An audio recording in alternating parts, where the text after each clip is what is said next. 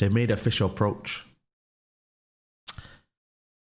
Newcastle say he's not for sale, but yeah. I think this might want to happen, you know. I've got a horrible feeling now. Now that Ekitike is gone there. And I tried to lie to myself. I tried to just give myself a little bit of copium, you know. Depth. Newcastle can't sell him, surely.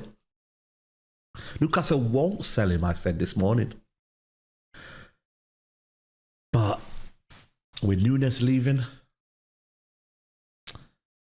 with Diaz set to go as well, yeah, Liverpool might just well and truly put everything in their powers to do this. Why? If this happens, yeah, let me tell you something. I might hibernate, you know. I genuinely might just hibernate because, like, what's the point? If they get Isak, yeah, it's game over. It's game over, bro. Added to what they've got already. This is just... Let me just bring you the bomber, man. Liverpool make approach to sign Alexander Isak from Newcastle United. Liverpool say no formal bid and well aware of Newcastle's stance has always been not for sale, but communicate interest in deal for 25-year-old international worth in the region of 120 million. Oh my God. Oh my God, man. You know what it is, yeah? This is formal. They say it's not formal there. It's formal. It's just that they haven't put a bid in yet. But this is where things start to flip and get heated. You know them ones there, bro. This is where it starts to hit the fan. You know them ones there, bro. Because beforehand, it was dream. It was considering. It was all of these buzzwords. They admire. There ain't no admiring now. This is now, we've got to make the move now.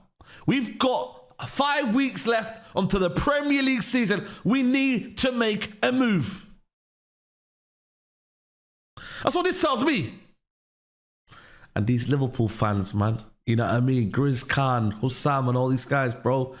I can't let them enjoy this. I can't let you lot enjoy this, bro. Because I know the implications, bro. Yeah? We're both on 20 titles. You know what I mean, bro? If you lot go to 21, I think you go 22, 23. Like, genuinely, I'm not even lying to you, man. Like, we're nowhere near the title race. So we have got absolutely zero control as to what to do, what to do. Like, brother, we ain't got nada. Nada. I have a lot to say because, listen, as a United fan, there's so much that comes into this, right? One, your rivals are getting stronger. And now I'm saying our historic rivals. Before people in the comments say, we ain't your rivals, we're not rivals. Historic rivals are getting stronger. And it's just another example of my football club's not coming back. I don't see Man United coming back.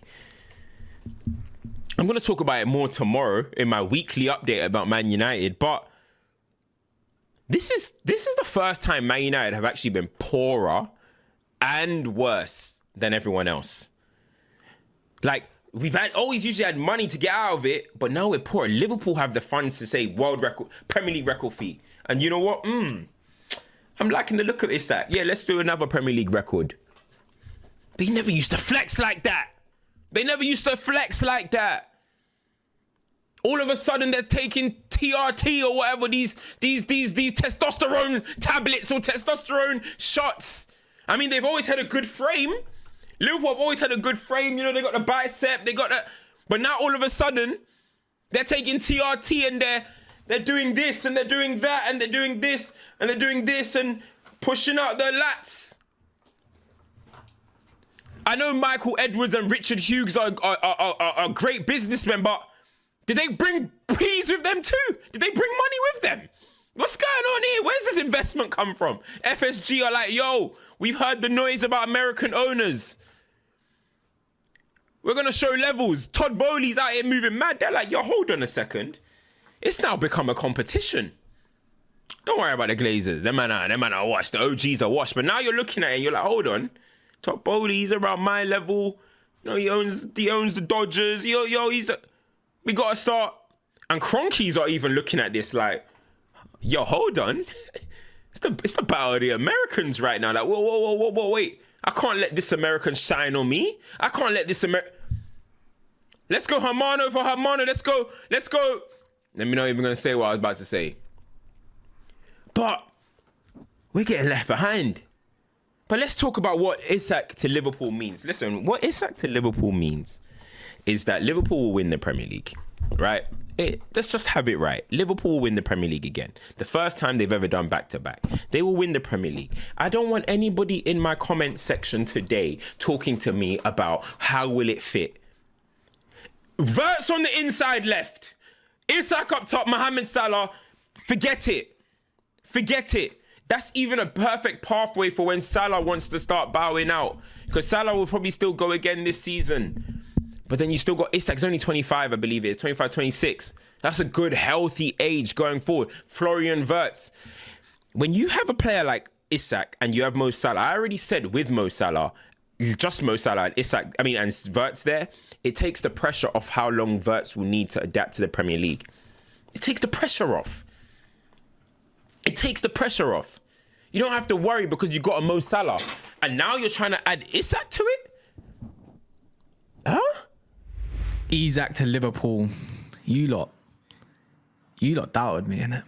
When I put thought process together, I might have spoke this one into existence. I might be a curse. Smash the likes, people, man. David Ornstein, Fabrizio. I've got Ben Jacobs news. And then I've got Manchester United, yeah? Manchester United. Can't even pay for him, Boomo. Every club moving serious. But mine. Every club. They're going into the big net, as Mons would say, leagues. British transfer record, they're willing to break that record and put that fee up, according to Ben Jacobs. Well, I'm fussing around for 63 million for Mbumo. I actually didn't think this day was going to come. And they're playing Newcastle as well. They're saying, well, if you don't give us Isak, then, well, I'm going to take Ekatike. So which one is it? And I'm going to break this down a little bit more because we had an update yesterday. We're going to do it again. The comments, that's in Great British pounds. Now, let me just be so honest and so clear. If Liverpool sign Alexander Isak, having signed Florian Wirtz, having signed Frimpong, having signed Kirkez, already having McAllister and Gravenberch and Mohamed Salah, they will go on and dominate the Premier League for some number of years under Arne Slot. Definitely a couple of years it will be domination if they continue to go strength to strength. Now, people are gonna say, how can they afford to pay 100 million plus twice in a summer transfer window? Remember, guys, Liverpool did not spend money last summer. They just brought in Federico Chiesa. That's it. You know, they won the Premier League. They got relatively far in the Champions League, so financially that supports them as well. But they won the Premier League, and effectively their ownership and with, you know, the likes of Edwards, etc., are planning for dominance. They are planning for dominance. That's all I can see it as. And as a Man United fan, guys, I'm scared. But I've also come to accept that we are not on the level of the likes of Liverpool, of the likes of Manchester City, of the likes of Arsenal in this summer transfer window. I know that might be quite harsh to hear, but Manchester United have taken over 6 weeks and they're nowhere ever. They're not remotely close to signing Brian Mbeumo. I think this Isak deal could go ahead. Now, if you guys cast your minds back to yesterday, it was reported that Newcastle were ready to bid and bid quite heavily for Hugo Ekitike from with Newcastle United to discuss a record bid for Alexander Isak. That, I tell you right now, if that happens, PSG, you better be looking over your shoulder because this team for me wins the Champions League. I don't care about no Desiree Doué, no Ousmane Dembele, no Bradley Barcola, no Neves, no Vitinha, no Donnarumma, no Marquinhos. It does not matter. Salah, Wirtz, Isak, Van Dijk, Gravenberch, McAllister, all in the same team, all managed by one of the best coaches in world football in Arne Slot in his debut season wins the Premier League. Not only that, Michael Edwards and Hughes running the football operation at Liverpool. That is excuse my language, a statement. If Isak won't be available, Liverpool can enter the Ekitike race. Decision is up to Newcastle, as they never wanted to sell Isak and offer a new contract. Let me tell you my opinion on this right now. Make sure you subscribe first, but let me tell you my opinion on this right now. If Liverpool have got the money and they put a record bid on the table, this deal happens for me. This deal happens. We're talking about a record bid of potentially £140 million on the table for Alexander Isak. That is an awful lot of money for Newcastle United. Is any player in the Premier League worth £140 million? I'm not so sure. Maybe you could say Isak, maybe Saka, maybe Salah, a few. But if that's available, those funds are available, and Newcastle United reject it, I would be astonished. As well, and we'll read his report in a minute. But this is what I felt all summer. We knew that this deal wasn't shut down because at no point, all we ever heard was Newcastle don't want to sell, they intend to keep, they won't entertain it. That may end up coming to fruition. But Liverpool haven't been put off. Liverpool haven't felt that this was impossible. Liverpool haven't felt as though this was an impossibility of happening. They've now made the official club-to-club approach, which tells you there's a large possibility that the player is interested in the move, because clubs rarely contact each other unless a player has shown a sign or an appetite to leave. Now, what's also important here is Newcastle have got to make a massive decision. They're an attractive club. Ekitike is open to joining them. But if Liverpool get told no for Isak, it appears right now that they will pivot instantly to Hugo Ekitike. So then Newcastle are in a bit of a predicament. They're between a rock and a hard place.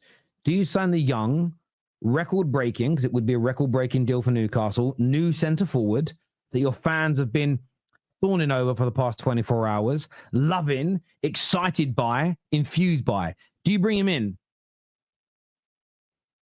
but then let Isak go? Do you bring him in and then Liverpool make the charm offensive, make record-breaking bids, and pull your best striker since Alan Shearer away? Or do you say no to Liverpool and then lose Hugo Ekitike? Because essentially what Liverpool are threatening, and it's a threat, it's, you know, a professional threat, but it's a corporate threat. If you don't let us have Isak, we're going to go after Hugo Ekitike. So Newcastle are basically in a position where if they get Ekitike, it's probably because they've got to let Isak go. Because if they don't let Isak go, Liverpool will hijack the move for Ekitike. Oh my days, I was just editing the video for Ekitike's bid being rejected, so you'll see that play in a minute. Had to come back in, put the Newcastle shirt back on. Breaking news. Breaking news that isn't good breaking news. Liverpool have today made a club-to-club approach with Newcastle United to discuss record bid for Alexander Isak. If Isak isn't available, Liverpool will enter the Ekitike race. Decision now rests with Newcastle United. That is breaking news, people, from Fabrizio Romano. Well, that's not ideal, is it, really? I mean, it's a double whammy, to be honest. Because obviously, I'd rather keep Isak. You know, Isak's the man. I want to keep him at Newcastle. But if it's a crazy bid that we've talked about, if it's 150 million plus, then it'll be hard to keep a hold of him. And Isak, it might be hard to keep a hold of his desires as well, because he'll look at Liverpool and think, you know, Premier League champions, all the rest of it. So, yeah, that's a tough one to take, and that does look real now, that Liverpool are very much interested in Isak. We've heard all the rumours for ages now. It still doesn't mean now for me officially. Romano might be saying here, I'm looking at my laptop by the way, that the club-to-club approach has been made to discuss the record bid. Doesn't say what that record bid is, so that's going to be taken into account, of course. But it is saying that it's open to discussion, really. And Newcastle have a decision to make. Do they keep a hold of Isak and then they go to Ekitike and Liverpool get Ekitike? Or do we sell Isak and then replace him with Ekitike and get a lot of money for Alexander Isak? Listen, it's a hard one to call. For me, I want to keep Isak. Like I said, unless it's ridiculous, 150 million, 200 million, something mad.